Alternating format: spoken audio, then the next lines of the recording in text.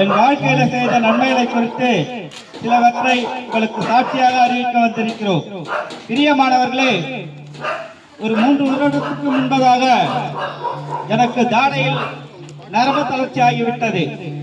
அப்பொழுது என்னுடைய நண்பர் பார்த்து சொன்னார், என்னப்பா முகத்துல சிரிச்சா வாய் கோணலா போகிறது என்றார். நான் சொன்னேன், அப்படி இல்லை என்று சொன்னேன். இல்லப்பா, உன் முகத்தை பார்த்தால் தெரிகிறது, நீ எதுக்கும் கண்ணாடியை போய் பாரு என்று என் நண்பர் கூறினார். அப்பொழுது நான் போய் கண்ணாடியை முகத்தை பார்த்தேன். அப்பொழுது என்னுடைய வாய் கோணலாகி போயிருந்தது. அப்பொழுது நான் மருத்துவரை அணுகிற போது மருத்துவர் சொன்னார், நீ பெரிய மருத்துவமனை, காமாட்சி மருத்துவமனை அல்லது செட்டிநாடு மருத்துவமனையில் தான் நீ போய் அட்மிட் பண்ணி பார்க்க வேண்டும் என்று மருத்துவர் கூறினார். அப்போது என்னுடைய நண்பர் சொன்னார், நீ அங்கெல்லாம் போனா அதிகமாக செலவாகும், நான் சின்ன ஒரு மருத்துவமனைக்கு கூட்டி கொண்டு போகிறேன் என்று சொன்னார். அப்பொழுது நானும் என் நண்பரும் சேர்ந்து போனோம். தாஸ் என்ற பூண்டி பஜார் பகுதியில் அமைந்துள்ளது.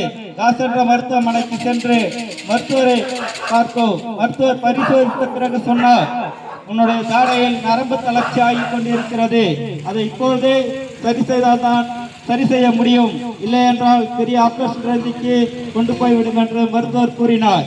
அப்பொழுது மருத்துவர் சொன்ன பிரகாரம் உனக்கு தினமும் பிசியோதெரபி செய்ய வேண்டும். 6 நாட்கள் தினமும் எக்ஸசைஸ் சொல்லி தந்தார்கள். அதை அனைத்தும் செய்து கொண்டு வந்தேன். மருத்துவர் சொன்னார், 6 நாள் கழித்து வந்து என்னை பார் என்று. 6 நாள் சென்ற பிறகு மருத்துவரை அணுகின போது மருத்துவர் சொன்னார், உனக்கு 100ல் ஒருவருக்கு மட்டும்தான் இந்த மாதிரி குணமாக முடியும், ஆனாலும் உனக்கு இவ்வளவு சீக்கிரத்தில் குணமானது எனக்கே ஆச்சரியமாக இருக்கிறது என்று சொன்னார். ஆனாலும் நான் ஆண்டவரை ஒருபொழுதும் எப்பொழுதும் அவரை நேசிப்பேன். இரவு நேரத்தில் இருந்து ஜெபம் பண்ணுவேன். அதே போல தினமும் பைபிள் வாசிக்காம நான் வெளியே வர மாட்டேன். ஆனாலும் ஆண்டவர் எனக்கு அற்புதத்தையும் அடையாளத்தையும் எனக்கு உண்டு பண்ணினார். பிரியமானவர்களே, தான் பெற்ற இன்பம் நீங்களும் பெற வேண்டும் என்பதற்காக தான் நடுத்தெருவென்று வீதி என்று தெரிய பார்க்காமல் நாங்கள் சாட்சியாக அறிவித்துக் கொண்டிருக்கிறோம். பிரியமானவர்களே, வருத்தப்பட்டு பாரம் சுமப்பவர்களே, நீங்க எல்லோரும் என் அண்டையில் வாருங்கள், நான் உனக்கு இளைப்பாறுதல் தருவேன் என்று ஆண்டவராகிய இயேசு கிறிஸ்து வார்த்தையின் மூலமாக எங்களை அனுப்பி வைத்துக் கொண்டிருக்கிறார். பிரியமானவர்களே, ஒருவன் மரித்த பின்பு ஒரு வாழ்க்கை உண்டு, அதுதான் பரலோக வாழ்க்கை.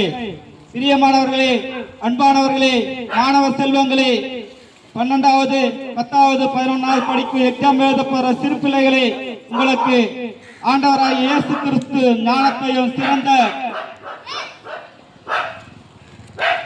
ஞானத்தை தருவார். படிப்பில் நன்றாக படித்து நல்ல மதிப்பெண்கள் எடுக்க ஆண்டவராகிய இயேசு கிறிஸ்து உங்களை உயர்த்துவார். பிரியமானவர்களே, தாயின் கருவில் தோன்றும் முன்னே பேர் சொல்லி அழைத்தேன் ஆண்டவராகிய இயேசு கிறிஸ்து என்னையும் இந்த சாட்சியாக நிறுத்ததுக்காக ஆண்டவருக்கு கோடான கோடி நன்றி செலுத்த தகப்பனே. ஒருவன் மரித்த பின்பு ஒரு வாழ்க்கை உண்டு, அதுதான் பரலோக வாழ்க்கை. ஆண்டவர் மனிதன் முகத்தை பார்ப்பான், ஆண்டவராகிய இயேசு கிறிஸ்து இருதயத்தை ஆராய்ந்து அறிகிறவர்.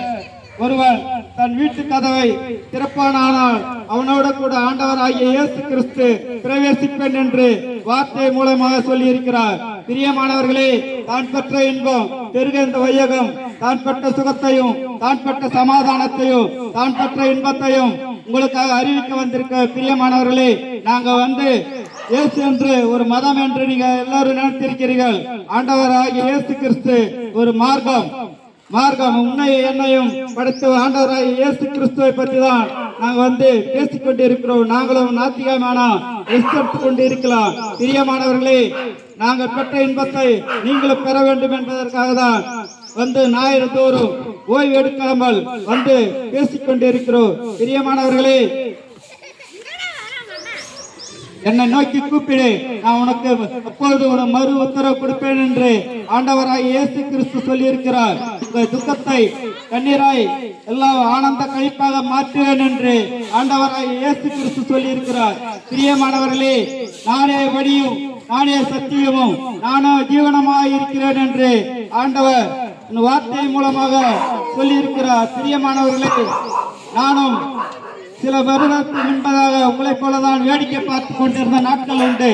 ஆனாலும் ஆண்டவரை தெரிந்து கொண்ட நாட்களிலிருந்து நானும் வாரமாக வந்து மாதத்தில் ஒரு நாள் சென்று இயேசுவின் வார்த்தையை தெருவாக என்று விதைத்துக் கொண்டிருக்கிற பிரியமானவர்களே, தான் பெற்ற இன்பத்தை நீங்களும் பெற வேண்டும் என்பதற்காக தான் இந்த சாட்சியை உங்களுக்கு அறிவிக்க வந்திருக்கிறேன்.